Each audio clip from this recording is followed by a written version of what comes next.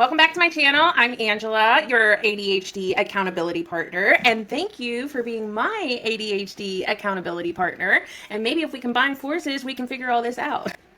Today we are busting some myths. We are becoming mythbusters, and we are going to bust the top 10 myths about adults with ADHD. Let's dive in.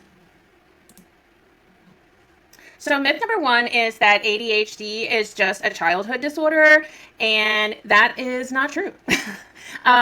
So if you have ADHD, if you were diagnosed as a child, then you often heard, because I often heard, that it's just a phase and you're going to grow out of it and, it's temporary. Stop right there, because ADHD is not temporary.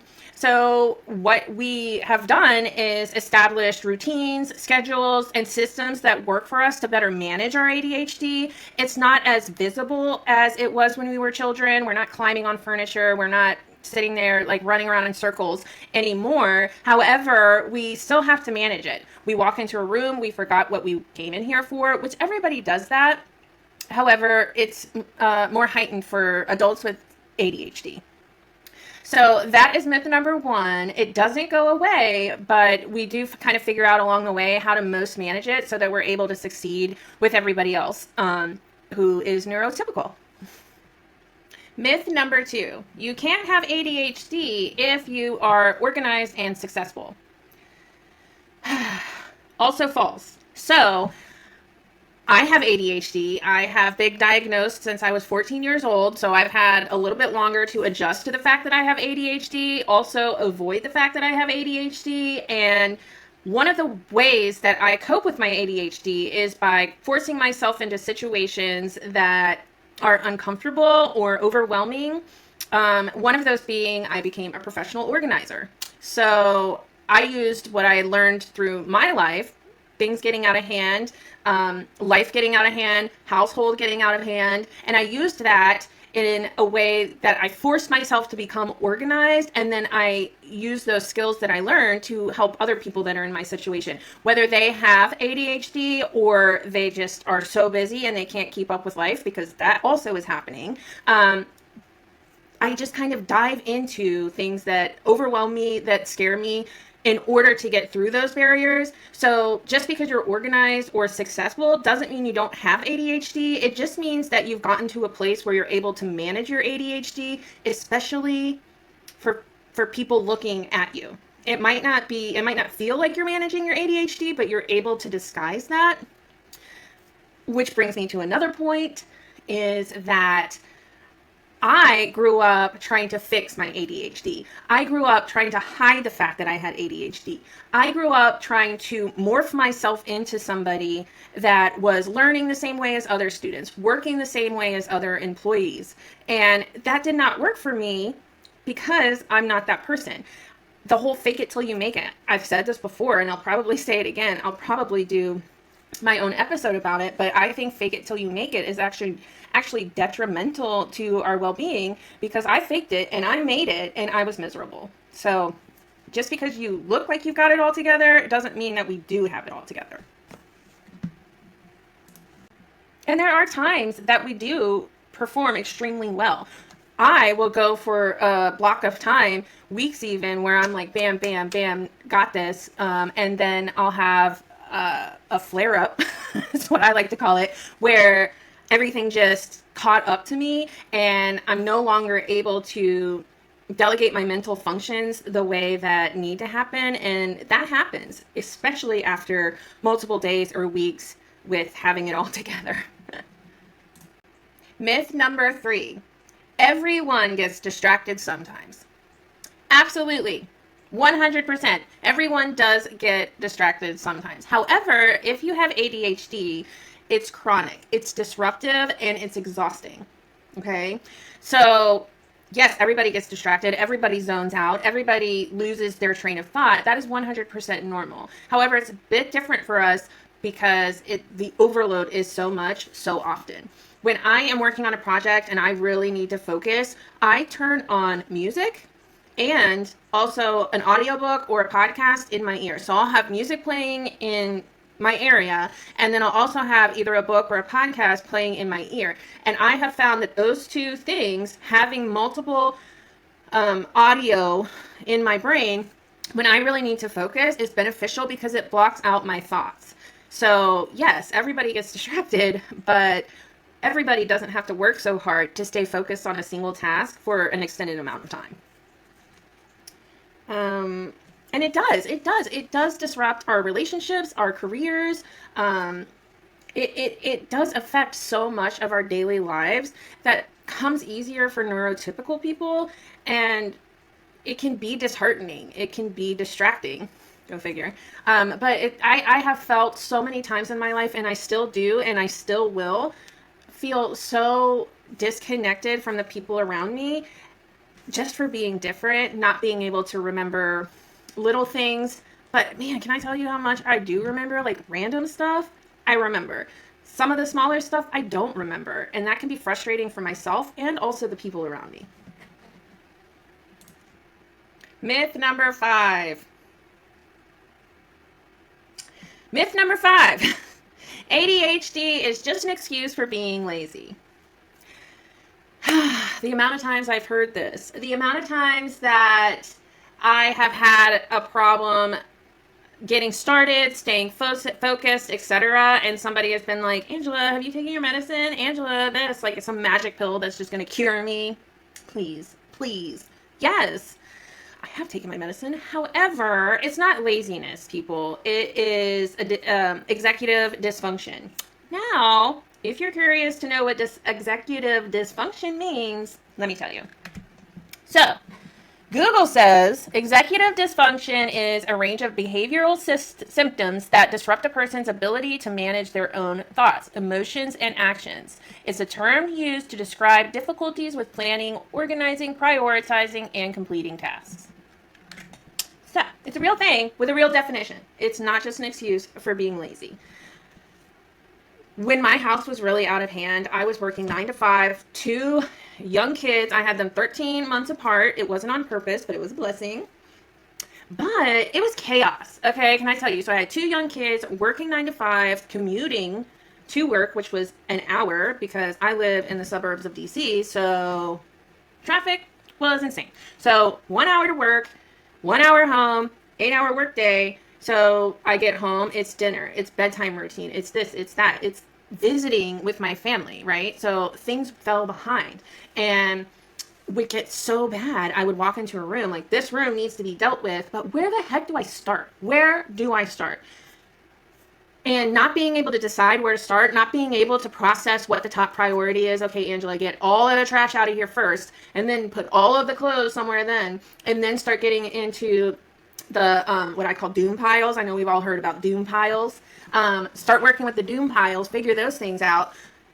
It's not laziness. It's the inability to be able to break that down in a way that makes sense and that is most productive. And that can be really frustrating, really disheartening, and kind of lead us into a like, screw it mindset. So it's not laziness. It's a mental disorder, executive dysfunction. Myth number 5. It's all about hyperactivity, which is interesting because it's my understanding that a lot of women were not diagnosed with ADHD as a child because of the hyperactivity part. So when I was diagnosed at 14, there was ADD, which was attention deficit disorder, and then there was ADHD, attention deficit hyperactive disorder. Okay, and I was diagnosed with ADD because I didn't have the hyperactive part. However, from what I understand with new research, etc., a lot of women weren't diagnosed when they should have been because they were missing the hyperactive part of the ADHD. So me, for instance, again, I was diagnosed with ADD because I wasn't bouncing off the walls. I wasn't jumping on furniture. I wasn't sitting there like, you know, the goofy little boys in the back that just can't sit still. I didn't have that. Our hyperactive in female is in our brain. And the hyperactive part comes with all of the thoughts coming at once. Where do I start? I need to do this. I need to do that. I need to make sure I get to the grocery store. I need to pick up our prescription from the pharmacy. The kids have an early dismissal. This. All of these things looping in our head at the same time. That is the hyperactivity for females, which was overlooked when I was an adolescent, from what I understand. So it's not all about hyperactivity. I think hyperactivity actually plays a pretty small role in the overall disorder of it all, especially in adults. Myth number 6. ADHD is caused by bad parenting and or screen time. I'm not sure how that ended up on the top 10 myths about adults with ADHD, but it's just simply not true. I'm 38, so I'm not super old or anything, but I'm also not super young. And I was diagnosed again when I was 14. We didn't have screen time. Okay, we had TV on cable. We had dial-up internet. We had dial-up internet where you log on to the internet, go get a drink, go to the bathroom, make some popcorn, come back down, and it's still dialing up. Like, there was no screen time in my adolescence. And the bad parenting part, I mean, no, it's not. I mean, I'm sure there are a lot of parents that made mistakes with children with ADHD, particularly if they were undiagnosed. But it's not because they're bad parents. It's because there was so much unknown about it, right? And there's still so much new research that shows even the way my parents did it wasn't necessarily the right way to do it, because there are things that they didn't know that we know now. So ADHD is caused by bad parenting and screen time. Not true. It's genetic. It just is. And I will say, as an adult, I look at my father and I see where I got it. It's genetic, and my dad has adult ADHD, and it's just a little bit funny because we've never had the conversation about it, but like, I'll watch him do stuff and I'll be like, oh yeah, please. Did you take your medicine? Did you take your ADHD medicine? Myth number 7. Medication is a quick fix. Please. If medication were a quick fix, I would not have a messy house ever. My house would be completely organized at all times and spotless. My kids would never have a forgotten lunch. Yesterday I forgot to make their lunch. They had to buy lunch at school, which they don't prefer to do. School lunch time is short, and they get more time to eat if I pack their lunch. And I don't know what happened, but randomly I forgot to pack their lunch. We were just like, we were enjoying the morning. We were relaxing, and it felt weird. I was like, dang, we're not rushing. I wonder why. Because I forgot a whole step of my morning routine. What? Medication is not a quick fix. Medication is a tool that helps other tools become beneficial. So medication helps me create systems and put systems into place so that I have some sort of guideline or direction when I'm feeling completely overwhelmed and I don't know where to start. So medication is not a quick fix. A medication is a tool if you remember to take it. Now, here, wait, hang on one second. Now, here are some actual tools that help in addition to the medication if you choose to take that route. However, I know a lot of people choose not to take that route, and that is completely fine. But this list is helpful if you have ADHD and you're trying to keep your together. Okay? Organizing your environment. Yes. We've all heard it. We'll hear it over and over again. Having an organized environment, yes, is very helpful. However, a lot of us, myself included, I work messy. So if I'm doing, I do commission art as well. If I'm doing a project, I'm doing that project from start to finish, and then I'll clean up afterwards. But during that time, it's messy. The thing that helps me is because I have an organized space, I have homes for all of my things, I'm able to clean it up easier, okay? Because I've gone through the process in my house of finding homes for everything, and can I tell you, it took me a really long time, and it took a lot of dedication. It really did. It took a lot of dedication, a lot of motivation, a lot of time to get through every single thing in my house, decide if it's keep, donate, throw away, and then decide the keep items where they're going to live. So organizing your environment, yes, sounds great, but again, There are people that don't have the time to do it, and that's why I started the career that I did, so that I can go out in the field, help people get their homes organized, especially people with chronic clutter and ADHD. Those are the ones I specialize in, because those are the ones I struggle with the most, or I struggled with the most. I've been doing it for almost 2 years, and I have been able to keep my home in a state where if it gets out of hand, I know exactly what to do, where to start, what process to take, and how to finish it. So, but I quit my job to learn how to do that for myself, and then started doing it for people that are like me, or people that just don't have time. Because when you have 2 hours at the end of the day to do dinner, bedtime routine, and wind down from your day, and spend quality time with your family, when are you supposed to do it? Saturday, when all the birthday parties are, all of the family gatherings are? I can't even. That's a whole nother episode. So organizing your environments. Yes. Breaking tasks into smaller steps. Yes, we talked about that. Using timers. I use timers constantly. Actually, let me show you my clock, because it's pretty funny. My husband gets on me so much. So here are my recent, oh, hold on. Here are my recent timers. Okay, so those are my recent timers. This is embarrassing. Okay, oh my gosh. And I've cleaned out my alarms. Within the last 2 months, I did this. It's just so easy to say, Siri, set an alarm for blah, blah, blah. So, these are my alarms. This is like a small amount, because a couple months ago I did clean out my alarms and there were a ton. It was like page scrolling. But yes, I use timers and alarms all the time. One of the things that I do to motivate myself, especially when I'm feeling unmotivated, I set a timer for like half hour, 30 minutes, and I do like a quick power hour. Okay, 30 minutes. I can put in 30 minutes of my day to straighten up this place, right? So I'll set a timer, 30 minutes. When that goes off, I can stop. Even if it's 15 minutes. Okay, 15 minutes. Do as much as you can in 15 minutes, and I go fast. I move as fast as I can, because it's a power hour, right? So 15 minutes, 30 minutes, 10 minutes if you have it, 5 minutes if you have it. Whatever you have available, set a timer and just do as much as you can. And you'd be surprised, one, how much you can get done in that time, and two, a lot of times you're motivated to keep going because you're seeing the result.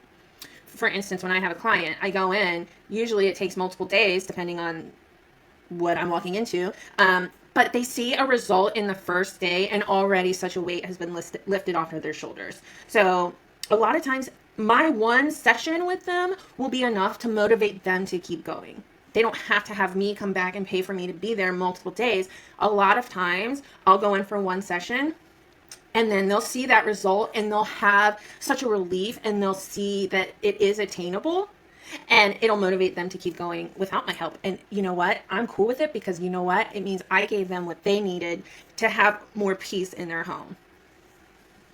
Love it. I love my job. I love helping people feel like they're not buried anymore. I've been there, and it's the worst. So I love when I can help people. So using timers. Oh, seek support from others. This is a good one. One, because that's why I'm here. Again, helping to guide, helping to advise, helping to commiserate, because I have ADHD. I'm no different than anybody else in my situation, but I have been diagnosed for longer, and I have carved out a portion of my life to figure out my ADHD and work with it, instead of trying to just hide it, trying to mask it. I don't want to mask it anymore. I want to lean into it. I want to use my ADHD as a benefit, actually, instead of as a disorder or a dysfunction. Sorry, there's a truck going by, so if you hear it, sorry. But yeah, I have been blessed enough that I was able to carve out a portion of my life to get my shit together so that I could function properly in my own home for my children, but also help people that are just like me, that are struggling just like me. I would love that. And I also want to build a community here. I want to build a community where we can work these things out together. Long-term goal.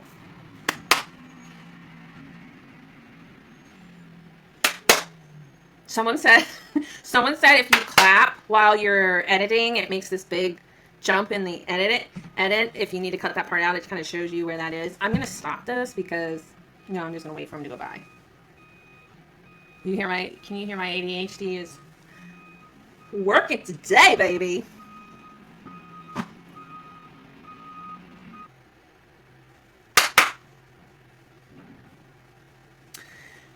the trash truck just went by, and I could have sworn I heard them at like 6 o'clock this morning, but might have been a different company. Anyway, I want to build a community so that we can like vent to each other, so that we can make jokes about it, because it's been my experience that it was take a medication to make it not so disruptive. Mask yourself, fake it till you make it. All of these things that I kind of thought I was supposed to be doing. In reality, I definitely needed to embrace my ADHD and learn how to work with my ADHD instead of trying to pretend like it didn't exist. There was a point in my young adult life that I stopped taking my medication for years. I don't have, I don't need that. And I didn't. At that stage in my life, I didn't need the medication. I didn't need it. However, as a mother, I was struggling really badly with a thriving career. I had a career in real estate. I was doing really great. I was working really hard. I was having a really hard time managing my time with family, career, and juggling it all. And that balance, that work-life balance, I struggled with really badly. And I did start taking my medication again as an adult, as a full-on adult, because I couldn't manage my life. So, and then even with the medication, ultimately a few years later, I ended up switching careers because it wasn't suitable to what my family needed any longer. So I did end up switching careers. And it probably is a result of my ADHD, but fine, whatever, because I'm so much happier now anyway. There's a lot of benefits of what I did, and I'm really excited that I made that choice. I'm really surprised with myself that I made that choice, but I'm really glad that I did. It's been overall for myself, for my family, for everybody involved, a really good decision that I made. It was just so scary. Can I say that? I was so scared. I was terrified. But I worked my butt off after that. I was like, I have to make this work, because if not, then we're going back. So, so seek support from others. And I also, I take therapy. I'm in therapy too, because one of the things with ADHD that I found particularly is that makes me feel kind of bad about myself, and a lot of times I feel great about myself, but sometimes I don't feel so great about myself. And I also don't love the way I feel if my ADHD is affecting other people. Particularly when I became a mother, I didn't like that my ADHD was affecting my children, like forgetting to pack their lunch. That's such a minor thing, but there have been bigger things that happen as a result of my oversights. That's just a small example. Myth number 8. Y'all are going to love this one. If you can focus on your hobbies, then you don't have ADHD. We've all heard you can do it if you want. You can focus if you want to. If you wanted to, you could do it. No. It's called hyperfocus, people, and it's actually not the best thing. Okay, so hyperfocus can be really great. For me, it's really great in the sense when I'm hyperfocused on organizing someone else's house. It's great. I don't get distracted. I work for my full session, no problem. However, hyperfocus in hobbies can lead to not such good things when you forget to eat, you forget to drink, you forget to do your laundry, you forget this. Everything else is just kind of not happening in your brain, and you're hyperfocusing so hard that you forget basic tasks of living. So yeah, I mean, it's great when that hyperfocus is constructive, but hyperfocus can also not be so good in certain situations, like eating when you should. If you can focus on your hobbies, you don't have ADHD. That's just not true. Hyperfocus is a symptom of ADHD, which again can be awesome, but it can also interrupt a lot of, the other things that you need to get done as well. Myth number 9. You just need to try harder. Do you know how hard we're trying right now? Do you know what is happening? You don't, because you can't see inside our brain, but it is chaos up there. We are trying the best that we can, okay? It's so irritating when people are like, no, you just need to try harder. We don't need to try harder. We need to work out what works for us, because executive dysfunction is neurological. It's not about willpower. We are trying hard. We're working really hard. And you know what? You probably have us doing the wrong tasks. You probably have the wrong systems in place to work for everybody, and that makes sense. I'm not putting fault on employers or education systems. I'm just saying that nobody's going to learn the same way, and nobody is taking action when it comes to what's the best way for Angela to do this. It's either fall in line or not, right? So it's not about effort, it's about how our brains process and prioritize, and it's just not the same as neurotypical. Also, like neurotypical and neurodivergent, like why do we have to have separation in so many things? Why can't you just have people who are just living, and these people work well together? These are her benefits, these are her flaws. If you put them together, they're going to work really well. It's going to be a good team. I think it should all be about less individual success and more of team success. But who am I, right? I'm just the lady behind the camera telling you how to have ADHD. Myth number 10. ADHD means you are broken and incapable. No, we're not. We're not broken. We're not incapable. We're just doing the wrong things. We're not doing it exactly how you want it done in your straight little line with your perfect little intervals, etc. We are out there making the adults with ADHD at some point are going to realize that the structure that you've made for us is not beneficial to us in any way. So we're going to do it differently. We're going to figure out what is beneficial for us, and we're going to change the world. Okay? Because we handle stress extremely well. We handle scary situations extremely well, which I guess would be stress as well. Like, we handle a lot of stuff really well that other people don't handle so well. So again, how about you make a team instead of making individual accusations? Because a team is going to have these people are really good at structure and organization and just tidy little things. These people are a little bit more messy, but guess what? They show up in an emergency and they get it done. Okay? The reason we are so successful, particularly with deadlines and procrastination, is because once you procrastinate for so long, it's not boring anymore. And we knock it out and we do it better than that guy did. Way better. And you're like, dang, Angela just pulled that out of left field. Dang, look at this presentation. This is excellent work. I wasn't expecting this from her. But guess what? We come up, we show up every day, and we're going to show you that ADHD is not a bad thing. It's actually a benefit. And you want us on your team.